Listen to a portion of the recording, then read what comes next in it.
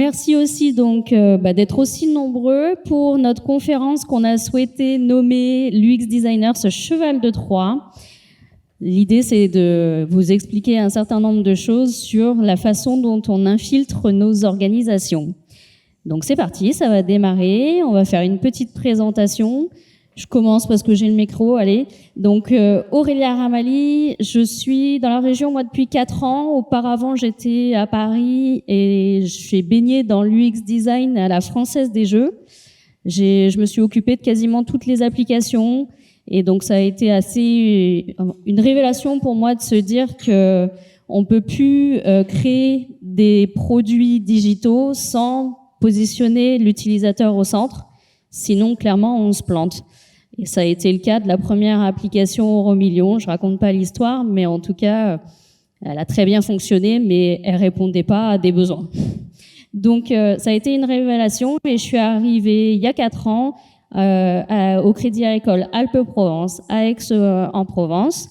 J'ai été la première UX designer qui a rejoint la caisse régionale. Et à présent, on a une belle représentation là ce soir d'une belle équipe où nous sommes 8 designers. Voilà pour ma partie et je laisse Marie se présenter. Donc moi, je suis Marie Petit. Moi, j'ai commencé à travailler en agence digitale en région parisienne. D'ailleurs, je vis toujours en Seine-et-Marne.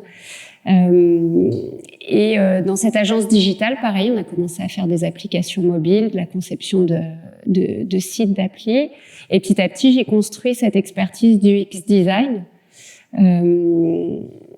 en intégrant toutes les composantes qu'on connaît aussi aujourd'hui de recherche utilisateur, du X, du I, du X-Writing.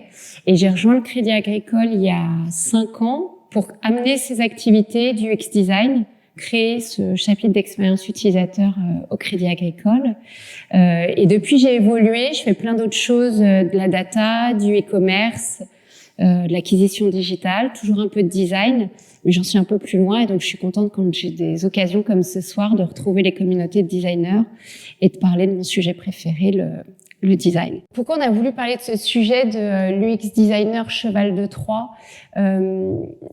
Évidemment, nous, on est confrontés dans les communautés de designers, dans les recrutements, face aux étudiants, à des designers qui sont finalement extrêmement bien formés aujourd'hui, parce que c'était pas le cas il y a 10 ans, mais aujourd'hui, les designers, ils sont très bien formés, que ce soit à l'école, dans des formations professionnalisantes, et très bien formés, très exigeants, bardés de méthodes, et en fait, plein de frustration aussi, parce que il y a cette impression qu'en fait, on n'est jamais dans la bonne entreprise pour mettre en œuvre toutes ces méthodes et ces pratiques.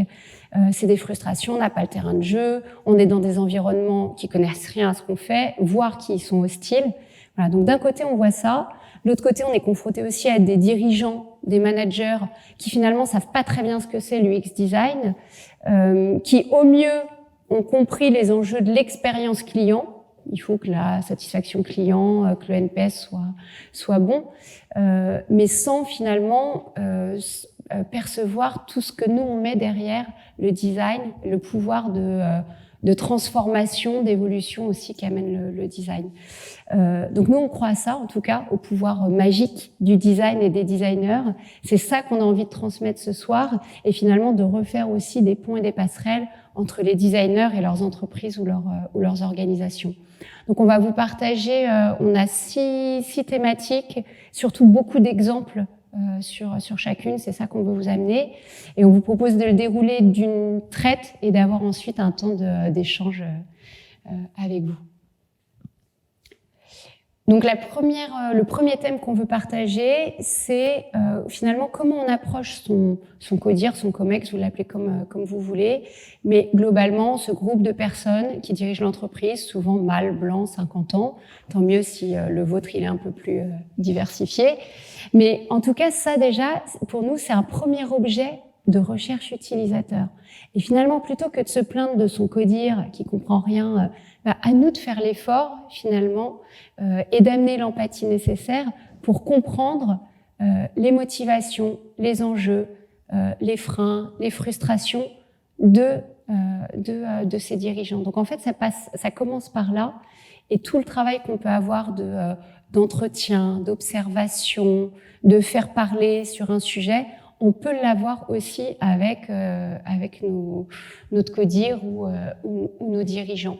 Et ça va aussi aider justement à savoir d'où on part, quel est le niveau de maturité et de connaissance par rapport au design de l'entreprise et de son top management.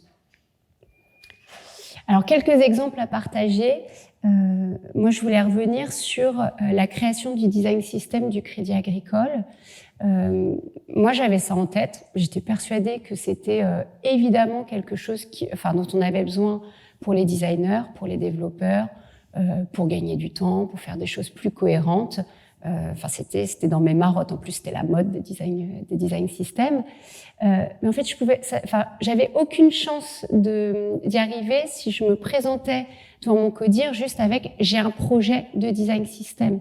En fait, il fallait que je fasse en sorte que ça apparaisse comme une solution au problème du codir, à savoir on passe trop de temps à développer tel ou tel sujet. Bonsoir. On recommence à chaque fois de zéro. J'ai deux interfaces ou deux produits. Pourquoi ils n'ont pas la même tête? Et donc en fait, j'avais besoin de repartir, et on l'a fait comme ça, de faire des interviews de ces dirigeants pour comprendre où ils nous attendaient et quels obstacles on devait lever en amenant le design system pour que ça arrive comme une solution. Et d'où le fait qu'on a eu toute une démarche de quels sont les besoins, les objectifs, les indicateurs avant de se lancer dans la construction du design system. Tout ça, c'est extrêmement bien documenté, donc que ce soit le livre ou les petits schémas, c'est des choses qui ont été notamment formalisées en France par Audrey Hack. Voilà, vous connaissez peut-être, mais vous pouvez retrouver pas mal de choses sur son Medium sur ce sujet. Et un deuxième exemple que je voulais partager sur ce sujet, dans l'entité où je suis aujourd'hui, donc qui est le Crédit Agricole de la région Brie-Picardie, on a déployé une solution de data visualisation. Donc expose un certain nombre d'indicateurs commerciaux, de production. Et on a fait une expérimentation, et mon sujet à un moment donné, c'était de pérenniser la solution, de l'industrialiser, de la déployer beaucoup plus largement. Et je savais que j'avais pas que des copains et des supporters en fait dans l'histoire. Et donc j'ai fait ce travail avant d'aller pitcher mon codir sur pourquoi il faut passer de l'expérimentation à la pérennisation. J'ai fait ce travail de préparation sur qui va être de mon côté, qui est un ennemi sur ce sujet, pourquoi. Et en fait, c'est pas ma cartographie à moi, mais en tout cas, j'avais très clairement catégorisé qui dans mon codir allait être de quel côté, dans quelle case, et qui allait me soutenir sur quel aspect ou s'opposer sur quel aspect. Et ça, il me semble que c'est exactement ce qu'on fait quand on fait notre cartographie des parties prenantes en recherche utilisateur. Moi, c'est ce que je fais en tout cas avec mon codir, quand j'ai besoin aussi de les emmener sur un sujet de design.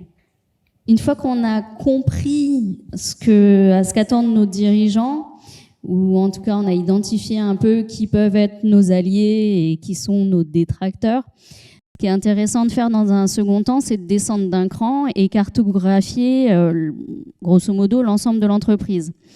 Et ça a été une très très bonne façon de comprendre déjà avec qui on allait pouvoir s'associer, qui allait pouvoir nous aider, qui allait nous mettre des freins. Souvent, en fait, ce qu'on pourrait conseiller, c'est tout de suite aller se diriger vers des personnes dont l'univers est assez similaire au nôtre. Des développeurs, des data scientists, voilà, des personnes avec qui on va déjà parler à peu près le même langage, ou en tout cas, on va se comprendre. Et par contre, après, il ne faut pas juste rester avec eux, il faut étoffer le cercle. Mais voilà, déjà identifier qui va nous aider, qui nous accueille favorablement et avec qui on va pouvoir développer des choses ensemble. Il y a une bonne stratégie du coup que j'ai mis en place, c'était de squatter, j'ai envie de dire, les réunions d'équipe. Déjà d'une pour faire la présentation de qui j'étais, ce que je faisais, c'est quoi l'UX design, définir un petit peu tout ça. leur demander aussi ce que eux ils font, m'intéresser à leurs activités. Et du coup, pour un peu animer ces petites interventions avec quelques slides, franchement, je présentais cette cartographie de la maturité de l'entreprise sur l'expérience client au sens large. Voilà, pas forcément l'UX design. Et avec donc ces quatre sphères, leur demander, selon eux, donc il y a 3 ans pour le coup, à leur avis, où est-ce qu'on se situait. De mon avis à moi, on se situait à peu près entre les deux, là. Voilà. Et ce qui a été assez amusant, c'est que, par exemple, il y a une personne qui m'a dit non, moi, je pense qu'on est en plein dans une ambition forte annoncée parce qu'aujourd'hui, tu es là devant moi. Donc, c'est révélateur du fait que, ça y est, on y va, l'expérience client, l'expérience utilisateur, ça a son importance. Et j'ai quelqu'un d'autre, par contre, qui m'a dit je pense qu'on est là dans la bulle EBG. Mais ça, c'était voilà, pour plaisanter.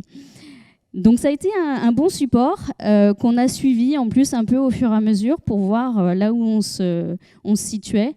Et ça a permis, voilà, pour le coup, encore une fois, parler un peu le même langage des équipes que j'allais rencontrer, essayer d'échanger et commencer un petit peu à se rapprocher et à se connaître. Une deuxième initiative, donc qui a pris un tout petit peu plus de temps évidemment, c'était de cartographier l'ensemble de la segmentation de nos clients sous l'angle des personas. Persona, autant dire qu'à l'époque, personne ne savait vraiment ce que c'était. Mais l'intérêt, c'était vraiment de se dire, on a des clients, on les segmente avec des façons un peu sur l'âge ou sur... Enfin voilà, on a des typologies à peu près de clients, etc. Mais finalement, qui sont ces clients? Et donc l'idée, ça a été de se dire, notre cœur de cible, qui est au milieu, là, par exemple, c'est Nicolas. Il a 40 ans, il habite à Marseille. Il a 2 enfants, il est professeur dans les écoles, et voilà. Et du coup, déjà, quand on parle d'un client en disant c'est Nicolas, il est à Marseille, il a 40 ans, c'est un peu plus intéressant que de se dire il est dans la tranche des 30-40 ans, quoi. Voilà. Alors, pour la petite anecdote, quand je l'ai présenté aux équipes marketing, ça avait été travaillé avec notamment les équipes data. Mais j'ai eu des retours assez sport, et notamment quelqu'un qui m'a dit tout ça on l'a déjà fait, des typos, des ciblages, etc. On n'a rien à inventer, on mettait juste pas des X partout pour le dire, quoi. Là, je me suis dit, mince. Bon, effectivement, dans ma cartographie là, des alliés, le marketing, c'est pas gagné. Mais finalement, maintenant, ça a beaucoup évolué. Ils ont bien compris ce qu'on pouvait leur apporter et ça se passe très bien. Peut-être dans cette idée aussi qu'il faut se trouver des alliés. Donc, moi, dans mon entreprise actuelle, il y a une seule UX designer. Enfin, du coup, elle est plein de choses, mais notamment UX designer. Et avec personne finalement qui comprenait initialement son métier. Et il se trouve qu'on a une équipe data qui est plutôt... là, pour le coup, il y a un peu plus de monde. Et donc, elle a trouvé des alliés avec l'équipe data. Et avec un data scientist, ils se sont dit, en fait, il faut qu'on ait la démarche d'expliquer nos métiers. Donc, en fait, UX ou data, même combat. Donc, ils ont commencé à faire des petits sujets, des petites vidéos assez marrante. Là, elle s'amuse justement, elle se met en scène en train d'interviewer un peu en mode guérilla des types qu'elle alpague dans le parc. Enfin bon, ça fait des vidéos un peu marrantes. Et avec le data scientist, ils ont présenté ça. Ils ont commencé à organiser ce qu'ils appellent des cafés gourmands, en invitant l'équipe marketing, l'équipe communication. Et puis après, moi, je leur demande d'inviter encore plus de monde. Et puis qu'à la fin, il y a un maximum de personnes en fait exposées à ces sujets-là pour aller à la rencontre des métiers traditionnels. Donc en fait, il y a sans doute toujours moyen de se trouver justement des alliés ou d'autres personnes qui sont dans cette même situation, et finalement déjà à 2, 3, on trouve des façons d'avancer et de faire connaître son métier ou son activité. Le troisième conseil qu'on peut vous donner, c'est d'adopter la langue de l'entreprise et pas celle des designers. Parce qu'en fait, nous, on sort de nos formations, de nos écoles, on se parle entre designers, on a tout un vocabulaire avec plein d'anglicismes. Et puis, c'est hyper important pour nous de bien employer le bon terme. Sauf qu'en fait, ça parle absolument pas à l'entreprise dans laquelle on est, voire ça crée du rejet, enfin, ce vocabulaire qui peut paraître très abscon, très anglo-saxon. Voilà, il faut en tout cas le limiter, se poser la question justement du terme qu'on utilise. Enfin, moi, il y a des termes que je fais l'effort de franciser, de rendre compréhensible. Il y en a d'autres où je lâche pas, parce qu'à un moment, qu'est-ce qu'on a ? Product owner, je sais pas le dire autrement. Donc, il y a des trucs qu'il faut pas lâcher, mais en tout cas, il faut faire cet effort sur le vocabulaire et aller chercher le vocabulaire de l'entreprise. Quand je suis arrivée au Crédit Agricole Technologie, donc côté IT, il y avait un vocabulaire en place sur le cycle de vie produit, sur la façon dont on fabrique, sur les rôles, les métiers. À moi de rentrer là-dedans pour faire comprendre ce que j'allais amener et faire évoluer par le design. Et surtout, ce qu'on va vous conseiller aussi dans cette adaptation au langage de l'entreprise, c'est de prendre aussi les indicateurs, les KPI qui parlent et qui sont clés dans cette entreprise. Alors, quelques exemples. Alors pareil, déjà je complète, pour nous c'est important de traduire un certain nombre de choses quand on parle de notre métier. Souvent je donne l'exemple, on va faire un icebreaker et puis après on va mettre en place un Crazy 8 pour aller chercher les insights. On redémarrera cet après-midi avec un energizer et on finira par un rôti. Ok, bon là... À la limite, même, c'est caricatural et on ne nous prend pas au sérieux. Donc, tous ces termes-là, on peut les utiliser, mais il faut les traduire ou alors il faut effectivement se les réapproprier, histoire qu'on n'ait pas l'air ridicule. Et ce que j'ai fait, du coup, c'est un gros effort également de ma part, c'est que par contre, j'ai essayé de parler le même langage que lui. Et quand je lui présente des choses, du coup, je parle de PNB, donc Produit National Bancaire. Gain de temps commercial, taux de conformité, gain de TP, produit net bancaire. Voilà, histoire que effectivement, finalement, les taux de satisfaction, les améliorations de tunnels de transformation, le CIS, etc., ça l'intéresse, mais la vraie finalité de notre métier, c'est quand même de faire ce genre de choses et d'aller chercher ce type d'indicateurs. Et donc, voilà, par exemple, quand on présente ce type de sujet, ça, pour les experts, c'est un service blueprint. Jamais j'utilise le terme service blueprint. En revanche, voilà, je ne voulais pas non plus dire parcours d'expérience, donc c'est quand même une expérience map. Voilà, on trouve un espèce de compromis et on est d'accord sur une terminologie qui va à peu près parler à tout le monde. Et quand on présente les travaux qu'on a pu faire de réduction du nombre d'étapes de cette expérience map, on parle en ETP gagné au bout du bout. Voilà, c'est vraiment l'idée. Du coup, ça parlait à tout le monde. L'ETP, c'est... Ouais. Voilà, l'ETP, c'est un emploi temps plein, donc c'est une ressource à temps plein. Donc en fait, quand on veut gagner du temps d'ETP, c'est globalement on gagne en productivité, on a moins de monde, besoin de moins de monde pour réaliser ce qu'on a réalisé. Et si en fait vous mourrez quand même toujours d'envie de parler avec vos termes de designer, ben c'est pas un problème parce qu'en fait il y a des communautés pour ça. Donc vous n'embêtez pas vos collègues, vos dirigeants avec ça, vous le gardez pour des endroits comme ici. Surtout il y a suffisamment de communautés qui se sont développées maintenant en France, que ce soit autour de Flupa, autour du laptop, les éditeurs de solutions aussi, aujourd'hui Figma, InVision auparavant. Hexagone, le programme de mentorat Hexagone que je vous encourage à suivre et auquel participer, c'est des endroits parfaits pour trouver des pairs et ensuite rien ne vous empêche de créer des communautés, des espaces de discussion. Au Crédit Agricole, donc moi dans mon entité, il y a une seule UX designer. Là aujourd'hui, vous êtes un peu plus nombreux, mais au début pas grand monde. Et on a comme ça des personnes un peu isolées dans tout un tas d'entités du groupe Crédit Agricole. Bon, c'est organisé. ça s'appelait les CRUX, c'est les caisses régionales UX, enfin bon, peu importe, on avait donné un petit nom au truc, mais c'était le café thé du vendredi matin où on se connectait et au moins on avait des personnes avec qui parler de toutes nos difficultés en tant qu'UX designer. Je crois que là, il y en a un qui se relance qui est le design thérapie.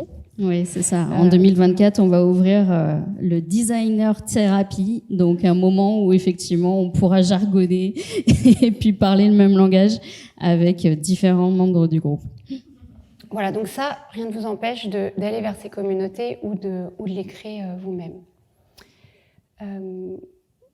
Le quatrième thème ou sujet, c'est de se dire que toutes les opportunités sont bonnes pour faire de l'UX. En fait, je ne connais pas, je ne saurais pas vous dire quelle est l'entreprise idéale, où je connais personne qui me dit moi, toutes les conditions sont parfaites, j'ai le bon sponsoring, mon management qui suit, j'ai suffisamment de temps, de ressources, j'ai tous les outils que je veux pour bosser, on me donne le temps, on m'invite bien à toutes les réunions. En fait, ça n'existe pas, ce contexte-là.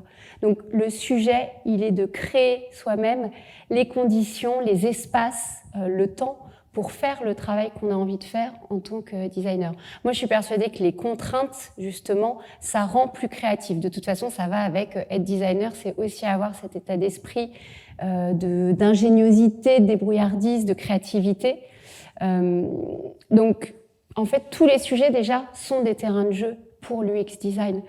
Je sais bien qu'on a plus envie de travailler pour l'interface client qui va être hyper mise en avant, mais peut-être que le logiciel tout dégueu sur lequel on bosse en interne, en fait, c'est un bon terrain de jeu. Peut-être que justement, il y aura moins de pression et qu'on nous laissera davantage tester des choses. Donc, il n'y a pas de sujet noble ou pas noble pour faire de l'UX design. Je pense que nous, on est aussi allé beaucoup chercher des sujets connexes parfois. On a envie de travailler sur, je sais pas, le produit phare au cœur du business, mais peut-être qu'on peut faire des choses auprès de la communication, auprès des équipes RH. En fait, on peut trouver des sujets qui vont nous permettre de développer une démarche. Et finalement, on a suffisamment de méthodes, d'outils, de choses en réserve pour trouver des façons d'impacter, de mettre en œuvre des petits bouts de ce qu'on aimerait faire en recherche utilisateur, en atelier de co-création, en test utilisateur. Tout ça, on peut s'aménager des espaces. Cet été, par exemple, donc, les équipes marketing, avec qui je vous disais ça se passe très bien, sont venues nous voir pour aller interroger des alternants chez nous, des jeunes alternants, pour travailler en fait le plan d'action 2024, comprendre quelles sont leurs attentes, leurs besoins par rapport à la banque. Et donc, c'était déjà super chouette, effectivement, qu'elles viennent nous voir, comme quoi, vraiment, ils ont compris l'intérêt et ce qu'on peut leur apporter. En revanche, aller interroger nos alternants, c'était complètement biaisé, cette recherche, parce que nos alternants, ils sont déjà clients de la banque et ils sont salariés, donc on injecte un biais qui est quand même énorme déjà à la base. Donc, ce qu'on a pu lui proposer, c'est justement, sur cette toute petite demande qui devait se réaliser en quelques jours, saisir cette opportunité en se disant, on a nous aussi tous besoin de vraiment comprendre quelles sont les attentes de nos jeunes et allons mettre en place des vrais focus group avec des jeunes. Donc, on a mis en place 3 focus group sur différents âges. Et on les a vraiment interrogés, on a pris le temps de recueillir leurs besoins. Et ça a été hyper riche en retour et en résultats, à tel point que ça a confirmé ou infirmé des stratégies qui étaient en cours ou en place au niveau de la stratégie justement 2024. Et c'est des sujets qui sont en train d'être présentés jusqu'à Crédit Agricole SA, donc notre maison mère. Parce que justement, cette voix du client côté territoire, parce que là, pour le coup, on interrogeait vraiment du Marseillais, du Aixois, des clients, des jeunes du Vaucluse, etc. C'est hyper riche pour finalement l'ensemble du groupe et voir s'il y a des facteurs un peu différenciants. Donc voilà, saisir cette opportunité d'une toute petite demande qu'il fallait faire à la va-vite sur 3 alternants, on en a fait un vrai sujet qui apporte vraiment pour le coup à l'ensemble de l'entreprise. Et un autre exemple, moi, que je voulais vous donner, en fait, on commence à mettre en œuvre dans mon entreprise l'agilité, les premières squads, alors qu'on n'a aucune culture réelle, je pense, d'être au contact des utilisateurs. Or, le principe de l'agilité, je pars du besoin utilisateur.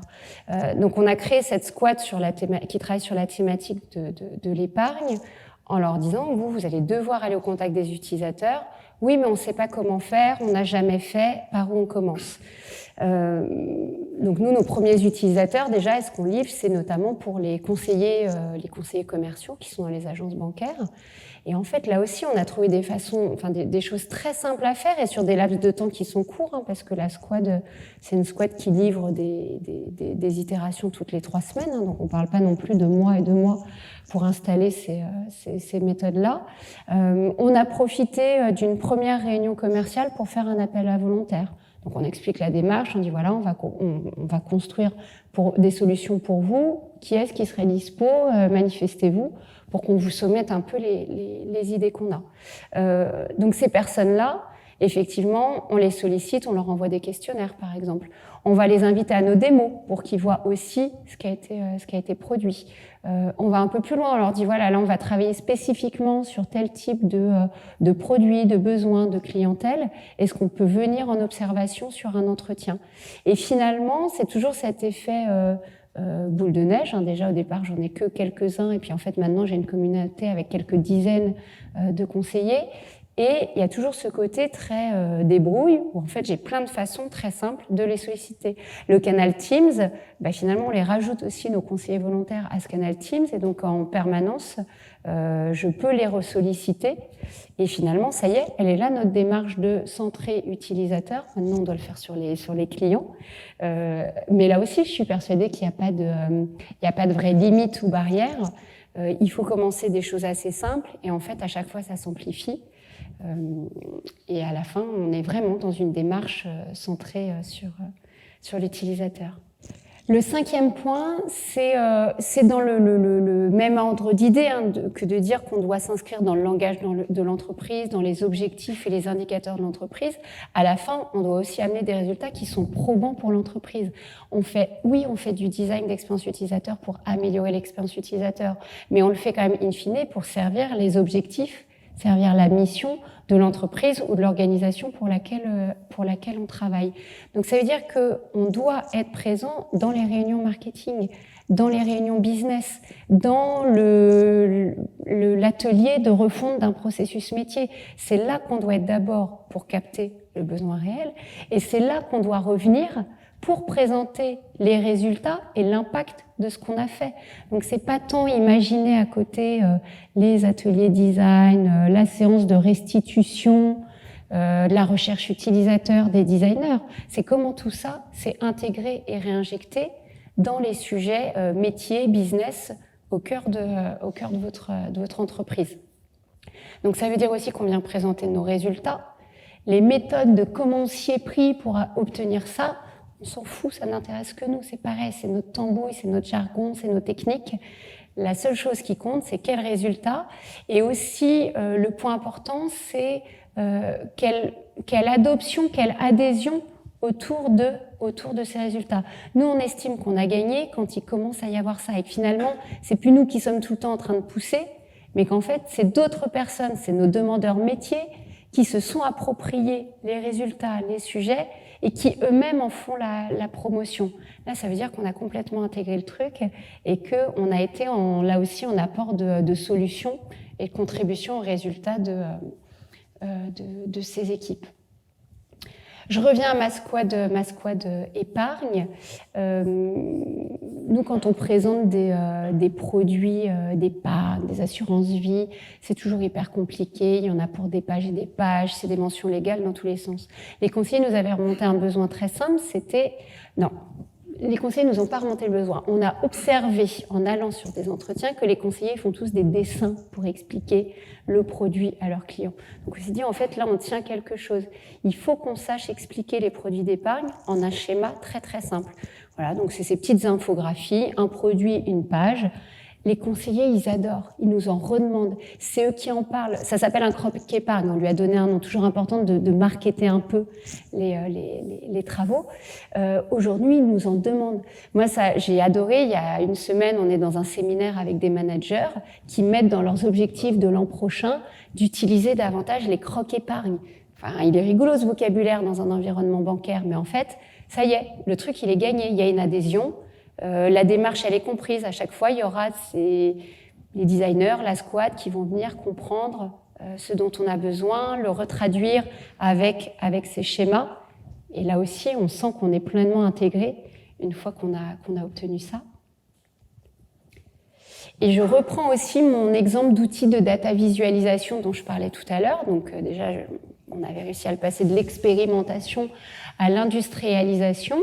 C'est mis à disposition de tous les managers dans les agences bancaires et ils s'en servent pour piloter au quotidien ou chaque semaine leur activité, leurs résultats. On l'a construit évidemment avec eux.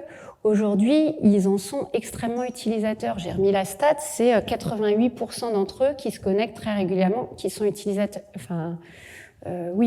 actifs. Là aussi, ça veut dire qu'on s'est installé dans leur quotidien, dans leurs usages, et donc c'est eux-mêmes qui sont maintenant les promoteurs de cette solution. Moi, alors, il se trouve justement que je quitte cette entreprise là dans quelques semaines. Je sais que cette solution, elle bouge pas, elle reste là, parce qu'en fait, il y a des utilisateurs qui l'ont adoptée, qui la réclament et qui lâcheront pas sur ça. Donc là aussi, on a gagné, parce que c'est plus un sujet de designer. Ou d'expérience utilisateur, c'est devenu totalement intégré au quotidien de ces métiers. Être hyper pragmatique aussi. Bon, voilà, annoncer des chiffres hyper parlants. En 2023, c'est 50 projets que le design d'expérience a accompagnés. C'est 2500 participations d'utilisateurs. C'est 5 produits labellisés. Voilà. Il y a juste à dire ça, presque. C'est factuel. C'est non négociable et c'est très, très clair pour tout le monde, sans rentrer effectivement dans les détails de la façon dont on l'a fait, pourquoi, comment, avec quelle méthode, etc. Être très, très factuel et pragmatique. Et donc, pour revenir un peu à cette idée de cheval de Troie infiltré dans nos entreprises, on s'est toutes les deux beaucoup inspirées de paroles de Maud Bailly qui est chez Accor et qui dit qu'on est des sachets de thé, on infuse vraiment et on diffuse au sein de notre entreprise. Et pour ça, le fond compte autant que la forme. Et pour le coup, il faut qu'on markete énormément tout ce qu'on réalise et qu'on passe beaucoup de temps à expliquer et à prouver tout ce qu'on a pu faire. Et on est assez d'accord avec Marie sur le un tiers, grosso modo, où il faut passer du temps à expliquer, présenter, évangéliser. Donc ça revient un peu à la première partie où il faut aller dans les réunions, il faut expliquer, il faut évangéliser, traduire beaucoup de choses, etc. Il faut faire au bout d'un moment, parce que sinon, si on en fait juste qu'en parler, ça va poser un souci. Mais une fois qu'on a fait, il faut passer quasiment autant de temps à raconter, faire savoir, communiquer et marketer tout ce qu'on fait. Et donc là, on a différentes astuces. Pour le coup, on est vraiment des designers. On utilise tous les supports qu'on peut faire. On les rend beaux. On les imprime, on les affiche, on les diffuse, on les partage. Ce parcours, par exemple, il est situé derrière le bureau de notre directrice marketing. Et du coup, quand elle est en réunion Teams, ça en jette en fait. Enfin, il y a un côté quand même, un bel objet, une belle représentation graphique d'un parcours assez emblématique de la caisse régionale. Pareil pour les personas, tout à l'heure vous avez vu le mapping, après on a nos personas complets qu'on a affichés dans nos espaces. On a vraiment le mapping avec l'ensemble de nos personas qui sont à disposition, qui sont dans notre salle. On en a créé des livrets qu'on a pu distribuer. Voilà, on imagine vraiment et on est assez créatif sur tous les supports qu'on peut utiliser pour diffuser les choses, les partager au maximum et les présenter, les expliquer. On a également créé un Agile and Design System dans une volonté première qui était du coup pas pure, d'utiliser un design system pour communiquer entre designers et développeurs. C'est comme ça normalement. Enfin, c'est vraiment ça la première finalité. Nous, dans un premier temps, ce qu'on voulait, c'était l'utiliser pour justement qu'on ait un support commun et un outil à disposition de l'ensemble des collaborateurs pour leur faciliter la compréhension de nos chartes, du respect de la charte, etc. et faire en sorte qu'ils uniformisent au maximum leur présentation. Donc il y a tout plein d'illustrations, d'icônes qui sont à disposition et qu'on retrouve très très souvent dans les présentations, avec grand plaisir de voir voilà, des présentations qui sont uniformisées pour le coup. On est aussi beaucoup dans une logique d'open source, ça, c'est pareil, c'est quand même l'ADN pour le coup d'un designer. Et donc on a partagé l'ensemble de notre kit d'atelier avec différents supports pour animer justement des ateliers, les ouvertures, les fermetures d'ateliers, les energizers, les icebreakers pour le coup, pour continuer à jargonner, mais qu'on met donc à disposition, qu'on peut partager à l'ensemble de la caisse régionale pour qu'ils se les approprient et pour potentiellement les utiliser. On a également créé un label, Agile and UX Design by CAP, qui valorise les produits donc, qui ont vraiment respecté différents critères autour de l'agilité et de l'UX design. Donc ça se représente par un petit sticker, un badge et un kit qu'on met vraiment physiquement à disposition. Donc ça c'est pareil, c'est des petits objets et ça fonctionne très bien.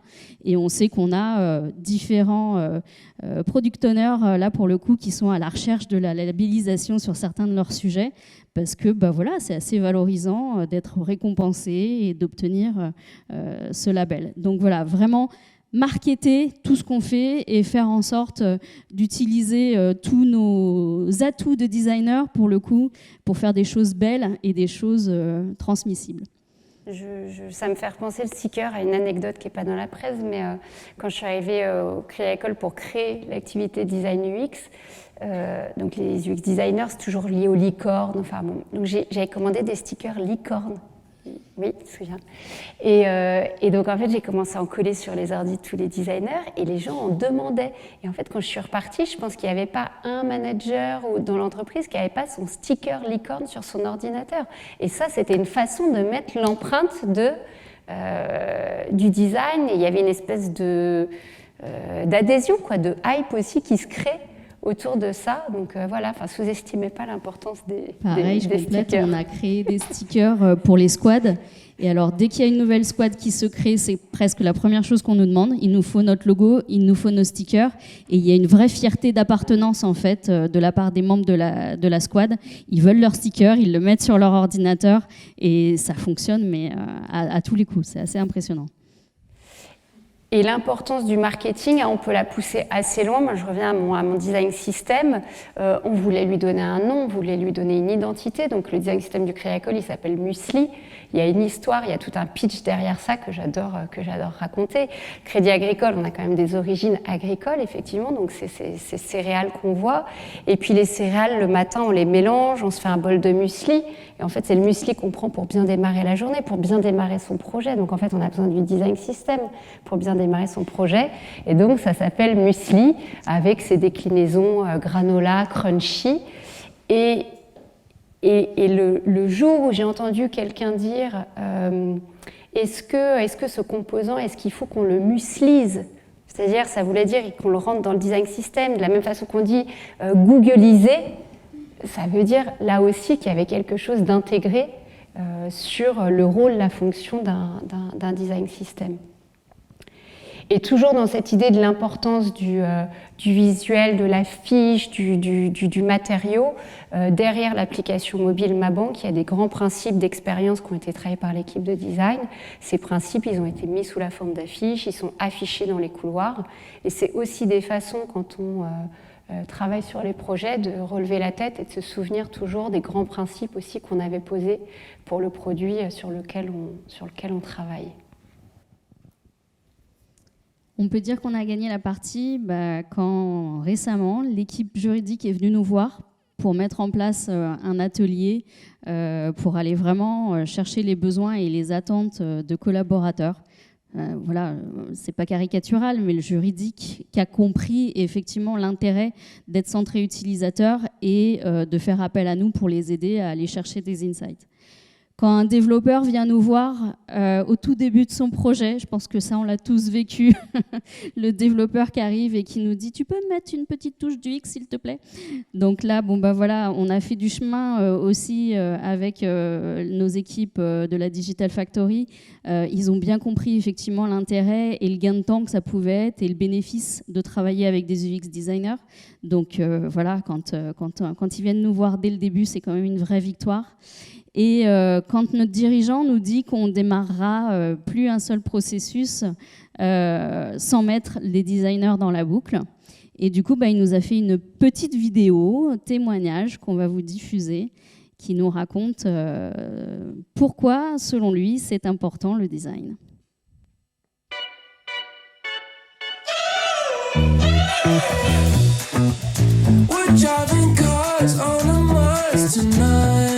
Bonjour à tous, je suis Serge Magdelaine, directeur général du Crédit Agricole Alpes-Provence. Aurélia et Marie m'ont demandé de vous parler de la façon dont le design a, j'allais dire, modifié ma façon d'aborder la gestion d'une entreprise. Et donc c'est avec plaisir que je me prête au jeu des questions-réponses. Alors la première fois que j'ai été exposé, j'allais dire, à des designers, c'est lors d'une Learning Expedition aux États-Unis, en Silicon Valley, en 2016. Où j'ai visité une équipe chez Facebook où il y avait 5-6 designers qui travaillaient uniquement sur le like. Et en fait, on m'a dit que c'était hyper important et que de leur travail dépendrait vraiment le chiffre d'affaires qui allait être généré sur la plateforme. Quand je suis rentré à Crédit Agricole Technologies, j'ai créé un département de design. Je crois qu'il y a 3 grands apports du design. D'abord, c'est la culture du client. La voix du client, les designers portent cette voix du client. Ensuite, ils sont pour moi un lien ou une passerelle entre des mondes qui sont souvent disjoints, le monde de l'IT, le monde du client. Et enfin, je crois qu'ils apportent une vraie méthodologie, un vrai framework de travail qui permettent d'accélérer vraiment les projets. Je voudrais pas être trop caricatural, mais je crois que souvent, avant ce qu'on appelle la révolution digitale, on appelait l'usage le quoi et l'IT le comment. Et donc généralement, on inventait des usages et on demandait à l'IT de les industrialiser, de les réaliser. Après la révolution digitale, on s'est aperçu qu'en fait, le comment précédait le quoi. On avait d'abord de l'IT, ça créait des technologies, des plateformes qui permettaient à des nouveaux usages de naître. Eh bien, je crois que le design d'expérience, c'est ce qui permet de réconcilier l'IT et l'usage. Donc pour moi, le designer n'appartient ni à l'IT ni à l'usage, mais il crée le lien entre les deux. Alors qui plus est, dans une entreprise qui n'utilise pas souvent du design, je pense qu'un designer devra d'abord adopter les codes de l'entreprise, parler le même langage que l'entreprise et donc éviter les A/B testing, les design system pour rendre ces mots beaucoup plus concrets. Ensuite, il devra apporter des preuves très concrètes, très mesurables de tout ce qu'il va apporter dans un projet. Et enfin, je crois qu'il devra aussi apporter du beau. On oublie souvent cela, mais je pense que le beau, dans l'art comme dans les entreprises, est un vrai facteur de différenciation. Je crois que le design d'expérience a profondément changé ma façon d'aborder le business, d'aborder la gestion d'une entreprise. Et aujourd'hui, chaque fois qu'on lance un nouveau produit ou un nouveau service, je demande que ça démarre systématiquement par un design d'expérience. D'abord les designers et ensuite le reste. Je crois que la conférence touche à sa fin et donc je vous souhaite une très belle soirée marseillaise.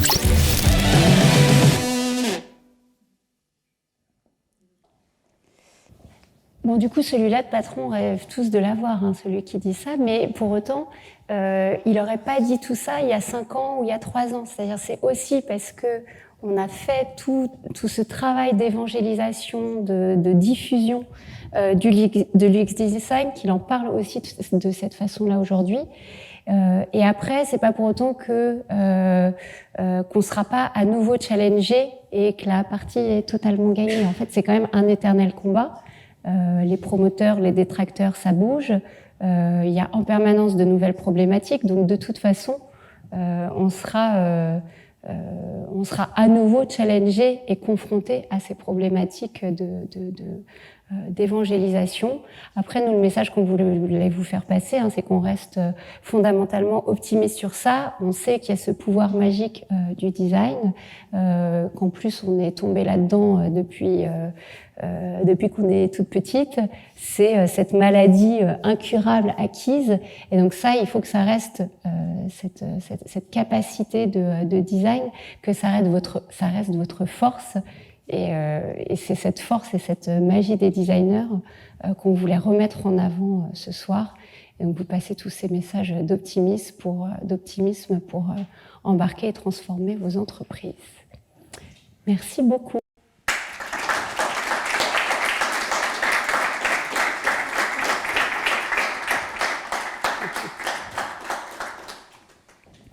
Et donc on a tout le temps nécessaire pour attaquer les échanges et répondre à vos questions si vous en avez. Quand vous parliez des petits systèmes que vous aviez mis en place, les petites icônes, vos petits kits ateliers, c'est un peu sur quel support vous l'avez fait, étant donné que l'entreprise avait peut-être pas forcément les outils de partage, de diffusion, etc. Sur PowerPoint, tout simplement. On voit beaucoup de nos illustrations sur PowerPoint. Je parle un peu fort, du coup, parce que j'ai plus le micro. On a également un réseau social d'entreprise avec, du coup, un modèle un peu de post type Facebook. Et là, c'est pareil, dans les illustrations, en fait, dans les images, on voit assez régulièrement des choses qui ont été piochées dans notre Agile and Design System. Et donc, voilà, c'est plutôt satisfaisant, effectivement, de voir que c'est utilisé et que ça fait certainement gagner beaucoup de temps aussi à nos collaborateurs qui vont pas faire des recherches sur Google avec des choses un peu exotiques qu'on souhaite des fois bannir dans nos entreprises. En fait, je pense que c'est le même point que de dire adopter le langage de l'entreprise, c'est aussi adopter les outils de l'entreprise. Et si l'entreprise, elle fonctionne avec tel réseau social d'entreprise, si elle fonctionne avec, moi je vous ai parlé de Teams, et puis il y a des boîtes où c'est Slack ou autre chose, si c'est PowerPoint, on est obligé aussi de rentrer là-dedans. Après, encore une fois, il y a du non négociable, un Figma, ça se remplace pas par autre chose, mais c'est aussi cet effort d'aller sur les canaux et les supports et outils qui sont présents dans l'entreprise. Et après, on est suffisamment créatif pour trouver comment s'en servir. D'abord, félicitations. C'est vraiment très difficile déjà d'arriver à implémenter tout ça et à changer la culture de l'entreprise. Donc, déjà, je m'imagine que percer, c'est vraiment une belle réussite. Et après, vous savez parler, par exemple, comment vous savez gagner, en fait, par ces signes d'adoption de UX dans l'entreprise. Les mots de directeur, c'était vraiment très bien. Mais en parlant de ce que vous avez dit sur le langage business et aussi s'adhérer dans la culture et prouver la valeur du design, et comment vous avez fait, par exemple, le retour d'investissement, par exemple, en chiffres, en disant, OK, depuis qu'on a mis, je sais pas, les designs dans la stratégie, même si ça c'est fait, et oui, pour pouvoir aussi recueillir des fonds et investissements internes et pouvoir pérenniser les activités. Ça, j'aimerais bien savoir ça. Moi, j'ai un super bon exemple qui nous a beaucoup aidé. Ça a été la refonte de notre parcours de parrainage. Et donc, on avait un parcours de parrainage qui avait été développé en 2018 avec un chef de produit et un développeur qui ont passé une année entière à développer l'outil de parrainage avec un cycle en V classique, cahier des charges, spécifications techniques, etc., etc. Et ce que j'ai pu montrer, en fait, c'est à l'époque, du coup, comment on faisait, et que ça représentait 200 jours de développement, tant de chiffre d'affaires, etc. Quand on l'a refait en 2022, en Agile et UX Design by Cap, pour le coup, on a divisé par 2 le temps de développement grâce effectivement à une équipe plus importante, mais qui a consacré moitié moins de temps. Et on a fait x3 en termes de chiffre d'affaires. Et en nombre d'entrées en relation, ça veut dire de nouveaux clients qui rentraient chez nous. Donc ça a été assez révélateur et il faut essayer d'aller chercher ce genre d'exemples qui sont assez probants et qui sont juste factuels. Voilà, en se disant, ok, effectivement, à l'époque, on faisait comme ça. On avait 2 ressources qui étaient à 100% pendant 1 an sur un sujet. Là, en 4 mois, on fait x3 en l'ayant fait complètement différemment. Donc voilà, aller chercher des petits, des sujets assez probants, quoi. J'ai un autre exemple sur la solution de data visualisation que je montrais, qu'on a co-construite avec nos utilisateurs, donc les managers des agences. Moi, j'aurais demandé combien de temps ils passaient auparavant pour aller chercher toutes les données dont ils avaient besoin. Donc, ouvrir tout un tas de fichiers Excel, aller chercher des informations qui étaient à des endroits, enfin, qui étaient très dispersés. Et ils m'ont dit, on y passe 1 demi-journée par semaine. C'est quand même, c'était important. Et quand je leur demande, et aujourd'hui, avec l'outil, combien de temps ça vous prend? Ça leur prend 5 à 10 minutes tous les matins.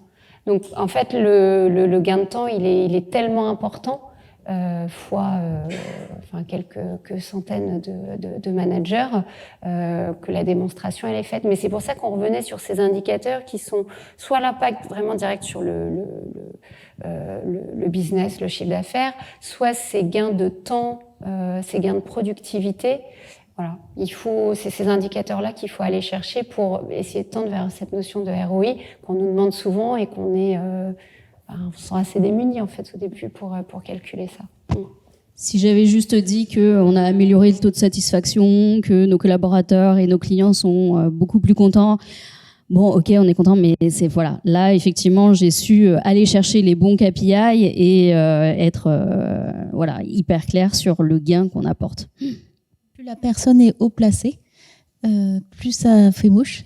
Donc là, j'avais le directeur du business, de tout ce qui était MIA, tout ce qui était Europe. Et donc, il faisait son petit process en 3 secondes, quoi. Enfin, je sais pas, c'était peut-être 2 minutes. Et il était trop content. Après, du coup, il nous a filé plein d'autres projets. Après, tout le monde nous filait des projets. Tout ce qui est bloqué, je trouvais que c'était vachement bien ce que vous disiez. C'est aller voir d'autres personnes... faites copain, quoi. Et après, vous racontez un peu ce que vous faites. Et du coup, vous allez être sur plein d'autres applications et ça va vous faire connaître. Et après, ça va très, très vite, quoi. Eh ben, s'il n'y a pas d'autres questions, à la limite, Ah si, nous, on avait une question pour vous. Ah oui. En fait, là, donc, on testait cette présentation ce soir. Je ne sais pas combien de temps ça a duré, peut-être une petite heure. Et déjà, vous nous direz ce que vous en avez pensé, donc s'il faut qu'on renouvelle. Et on se demande si on la passe sous un format atelier, plutôt en 3 heures, pour en faire des ateliers pratiques. Sur quoi, en fait, il faudrait mettre l'accent et sur quoi est-ce que vous souhaiteriez travailler, avoir de la mise en application, donc vous pouvez le dire là comme ça ou nous en reparler après, mais en tout cas, on aimerait bien. Mais dis-nous, mais nous on se demande sur quoi on peut aider à être plus pratique en fait. Je pense que vous savez aborder des choses vraiment clés pour presque tous les métiers. C'est la autopromotion. C'est très difficile de faire la autopromotion de ce qu'on fait.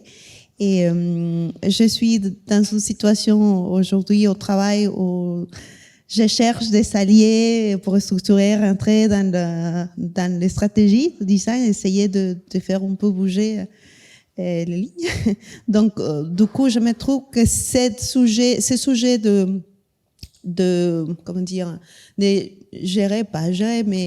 s'adhérer aux parties prenantes et savoir identifier les rôles de chacun dans l'entreprise, c'est ultra utile.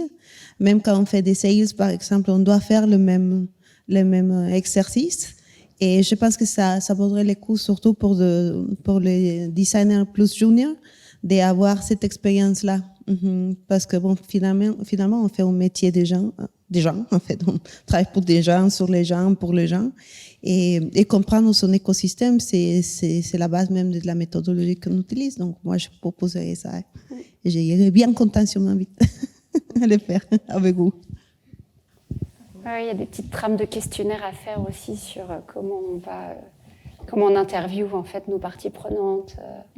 Il y a Morgane Peng qui a fait aussi une petite conférence là-dessus. Alors, elle est aussi elle est chez la Société Générale, donc c'est le côté financier. Donc, en finance, il y a beaucoup de mots bizarres. Mais ça, je pense que ça vaudrait le coup, en fait, d'avoir un petit cours de business. Alors, du coup, je m'étais essayée pour les UX Days à faire une conférence sur le sujet. Bon.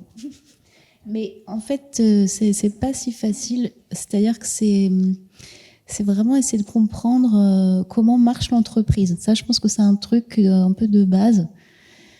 Mais en fait, si on schématise, donc l'entreprise, elle a sa raison d'être, elle a son why, etc.